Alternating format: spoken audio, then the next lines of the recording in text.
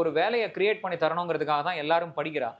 அவ்வளோ இன்வெஸ்ட் பண்ணி கொண்டு போயிட்டு அந்த ஊர்ல வந்து எல்லாரையுமே வந்து நீங்க படிக்க வச்சுட்டோ அதுக்கப்புறம் அதுக்கு வேலையே கிடைக்காது அப்படிங்கிற மாதிரி இருந்ததுன்னா நீங்க கொஞ்சம் யோசிச்சு பாருங்க.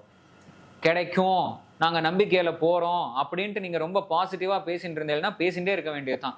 ரியாலிட்டிங்கிறது என்னைக்காவது ஒரு நாளைக்கு ஃபேஸ் பண்ண வேண்டியிருக்கும். அதே மாதிரி அதாவது எப்பவுமே என்னுடைய குரு பியூட்டிஃபுல்லா ஒன்று சொல்லுவார். அதாவது ட்ரூத்தை வந்து நம்ம வந்து ஃபேஸ் பண்றதுக்கு ரெடியா இல்லைன்னா என்னைக்காவது ஹார்ஷா வந்து அது நம்மளை ஃபேஸ் பண்ணும், அப்போ நம்ம அதை வேற வழி இல்லாமல் அக்செப்ட் பண்ணிக்க வேண்டியிருக்கோம் அப்படின்ட்டு வந்து எப்போவுமே சொல்லுவார். அதனால இந்த mass exodus has started to percolate across all levels of the society. And கண்டிப்பாக வந்து அந்த க்ரீன் கார்டெலாம் இதுக்கு மேலே அப்ரூவல் தரமாட்டா.